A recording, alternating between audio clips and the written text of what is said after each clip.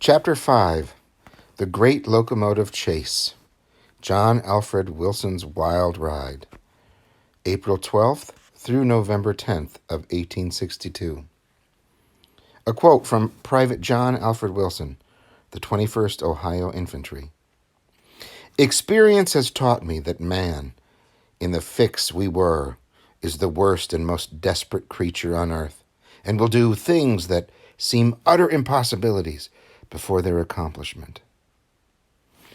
The quote obviously refers to the fact that in dire situations, people are forced / able to do things that otherwise they wouldn't believe that they could do. The Great Locomotive Chase is the incredible tale of two Union troopers who went on a daring, almost suicidal sabotage mission deep behind enemy lines, got involved in a high-speed train chase spanning several counties, did battle with an entire regiment of Confederate troops, spent weeks on the run being pursued by virtually every able-bodied man in the Confederacy, and then became the first men to ever receive the Congressional Medal of Honor. In April 1862, one of the Federal commanders, General Ormsby Mitchell, was looking to pull out all the stops in his single-minded effort to capture Chattanooga, Tennessee, and strike a decisive blow against a powerful rebel stronghold. Unfortunately, since Chattanooga was just a short train ride away from a few 100,000 Confederates in Atlanta, any attempt to capture the city was going to fail miserably unless the Union could cut the city off from reinforcements. If Mitchell was going to take Chattanooga, he was going to need an insane plan and some insane men to execute it. John Alfred Wilson was a 29-year-old private in the 21st Ohio Infantry Regiment when the call came down that Federal High Command was looking for 24 deep cover agents to volunteer for a suicide mission deep behind Confederate lines. Wilson, who was always looking to do awesome things, immediately signed up. He was paired with another man from his regiment, Private Mark Wood, and together these gutsy, soon-to-be saboteurs put on civilian clothes, crossed the border into Tennessee, and spent 4 days traveling by foot through enemy-controlled territory until they reached the railroad town of Marietta, Georgia.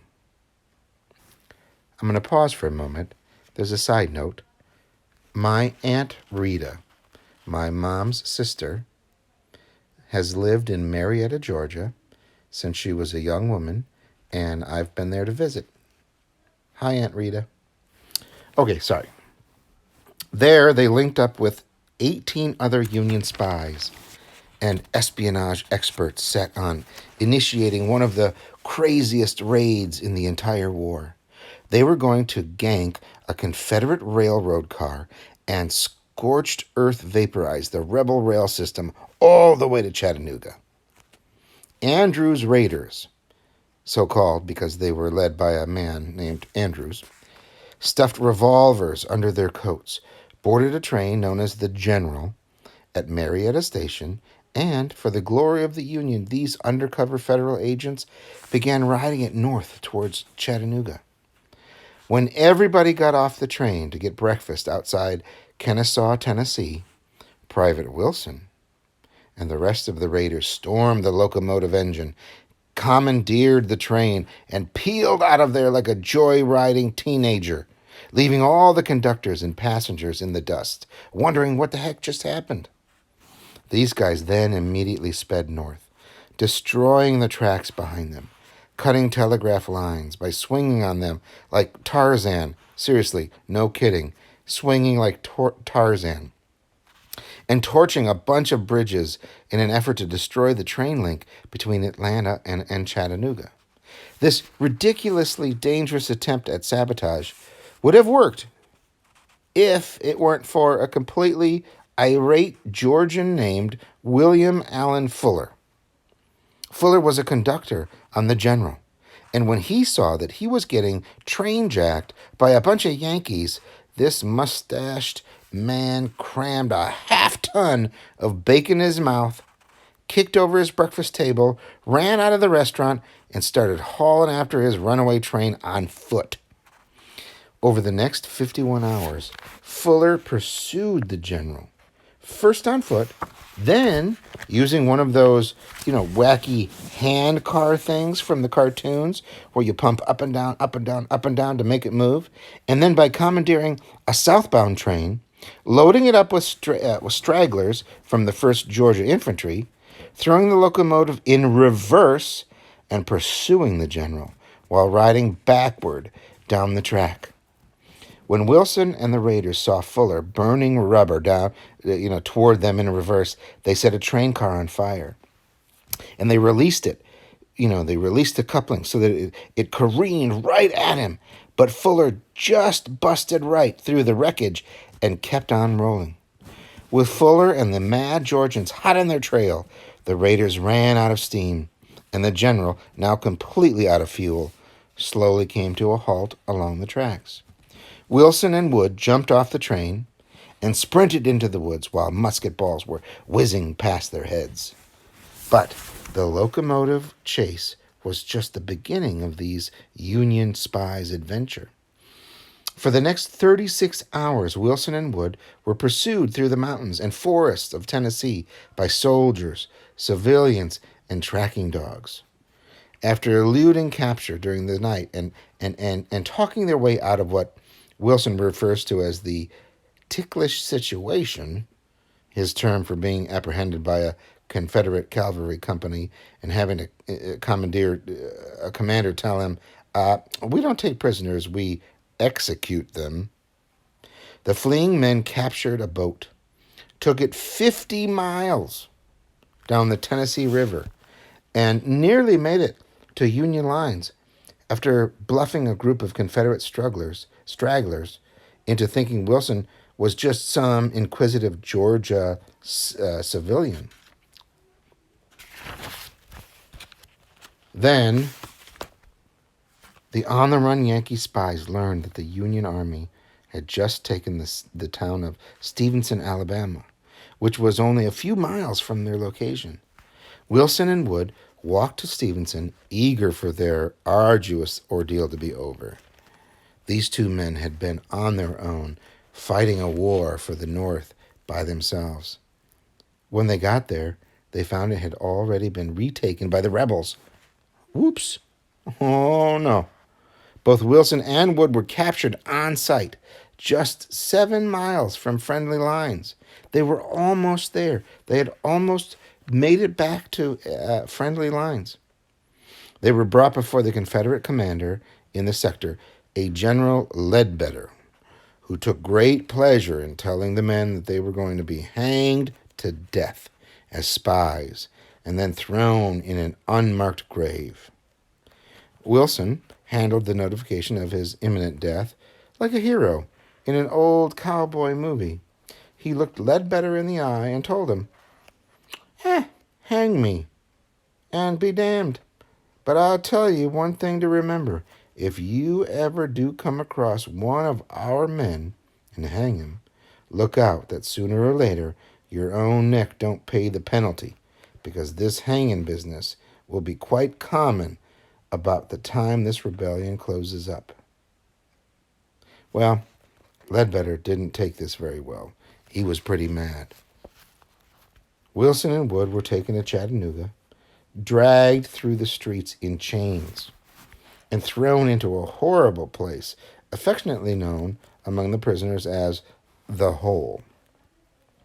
It was there that Wilson learned that he'd be the last of the raiders to be captured. The rest of the men were already down in the hole waiting for him. Together, these 22 prisoners, that is, the 20 train raiders, plus 2 other spies who were captured on their way to Marietta, spent the next 5 months in a 13 by 13 foot unventilated, meaning no airflow whatsoever, unlit dirt room in the basement of an old prison, baking away in the heat and suffocating, airless heat of the stifling Tennessee summer. Their chains were never removed, their clothes became infested with lice, and their food consisted of cornmeal and rancid meat. Rancid meaning it had gone rotten. Then, when Wilson and the men figured their lives couldn't possibly be any worse, the Confederates went out and hanged 8 of the raiders for being spies, which, they pretty much were. After 5 months in the hole, Wilson was transferred to much better conditions at the Fulton County Prison in Atlanta. But he and the other 13 remaining prisoners knew they had to get the heck out of there quickly if they wanted to continue being not dead. So one night, when the guard came to drop off their food, the raiders struck. They attacked the jailer, took his keys, opened all the cells, and attempted a breakout from a prison located right in the middle of Confederate-controlled Atlanta. Wilson fought his way out of there, first swinging around a loose brick he'd pried from the wall of his cell, and then throwing down with the guards with barroom brawling style, like busting skulls with an empty bottle of whiskey he'd found in the barracks. With the guards subdued by extreme bottle-swinging violence, John Wilson and the rest of the raiders rushed out of the jail, blitzed through the town, and jumped the city walls, while musket balls cracked all around them. One shot hit so close to the wooden wall that splinters from it shot up and got into Wilson's leg. But he kept running. He kept on running. The escapades the escapees ran to the nearby woods, split up into groups of 2, and then ran off in different directions to increase their chances of escape. Wilson once again teamed up with his old friend Mark Wood, and together they spent the next 3 days picking their way through the woods while dogs and guys with guns chased after them. They made it to the Chattanooga River, and then, realizing that everyone is expecting them to go north, they made yet another in a long series of bold decisions. They stole a boat and headed south towards Florida. The 2 men crossed nearly 300 miles in the next 30 days, sailing downstream on a stolen boat, living off the land, scavenging for farmland at night for food, and fighting alligators in the Florida swamps by hitting them with paddles. They also hit a dolphin with a paddle because they didn't know what it was, which is kind of funny if you think about it because, half dead, starving, sunburned, and suffering from mosquito bites, scurvy, and yellow fever, the men finally reached the mouth of the Chattanooga River. In the distance, they saw the ships of the Federal blockade. So they took a homemade canoe out of the open water, but they had to build their own.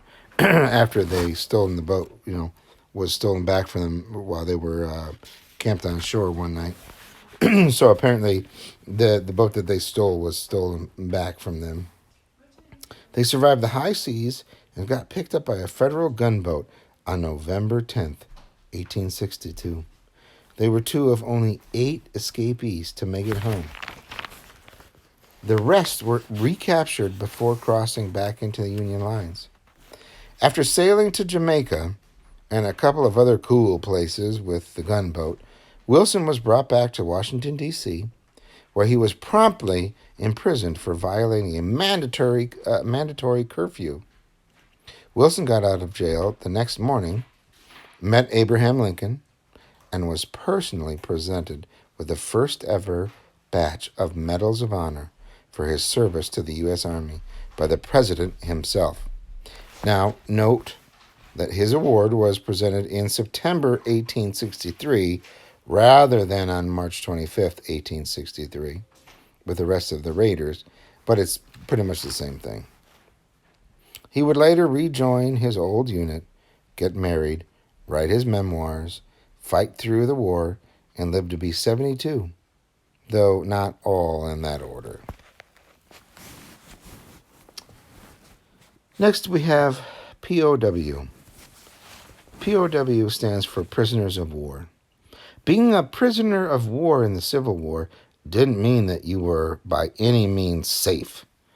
Since nobody expected the war to go on as long as it did, neither side built adequate prison facilities, and as a result, most prisons were giant, overcrowded messes that lacked, important stuff like bathrooms, food, and medical care, including the two most notorious prisons of the war, Andersonville in the South, where the situation was so bad that the warden ended up being hanged for war crimes, and Elmira in the North, where prisoners had to camp outside in the snow in the middle of New York in the winter.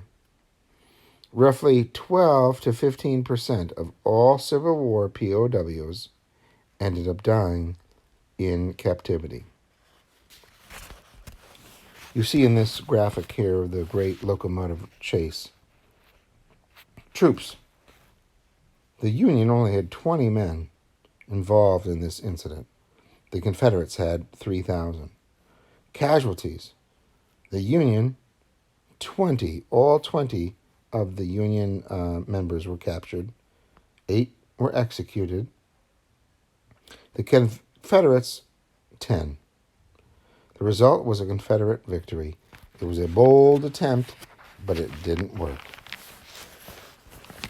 On this page, you see the unit organization in the Civil War. So this is sort of how they organized their men and decided who went where. In the Corps, so it looks like corpse, like dead people, but it's Corps. In the Corps, 2+ divisions, that was 20,000 men plus a little bit, and a major general. A division had 3 to 4 brigades, that was 12,000 men plus a major general. Brigade was 4 to 6 regiments, 4,000 men, a brigadier and a general. A regiment was 10 companies of men, which is 1,000 plus a colonel, and a battalion was 4 to 6 companies, 500 men, including a major or lieutenant and a colonel. And then a company was 100 men or more and a captain. And if you look at that list from the bottom to the top, you can see whenever they send smaller groups of people into a battle, from the bottom up, it's you can see that there's a small amount of people that are really having to do a large job. Note that these numbers were perfect condition, meaning like this is what they were trying to do on paper. Strength, not including sickness, death, and wounded men. So in a battle situation, the average sizes of these units were far smaller on average. About 40 to 50 to a company, 500 to a regiment, and 1,000 to 1,500 to a brigade. In these times, obviously, the men and women that were involved were in the out of doors a lot of times, and so sickness was a real bad problem. And then you see on the next page the artillery. Artillery refers to weapons, and the artillery was organized very differently. So an artillery battalion, 3 to 5 batteries meaning groups, was 12 to 30 guns, 150 to 400 artillerymen, commanded by a lieutenant colonel or a major. So that's a large group of soldiers with guns, rifles, shooting their muskets with their the bullets that they had in their guns. An artillery battery was 4 to 6 guns, usually of the same caliber, organized into sections of 2, with each section commanded by a lieutenant. So there would be 40 to 100 men, plus horses and ammunition, carts, etc. So batteries were commanded by a captain. So instead of, an artillery battalion would have a colonel or a major, The artillery battery would have a captain that was in charge of that. In the ranks, the way that they rank themselves, in the military, in all organizations of the military, you have the ranks, right? So the enlisted men, it was a private, that was the first ranking, a corporal, then a sergeant, then a first sergeant, and then a sergeant major. In the junior officers, it was a second lieutenant, a first lieutenant, captain, major, lieutenant colonel, and then a colonel. And then in the general officers, it was a brigadier general, a major general, a lieutenant general, and then a general.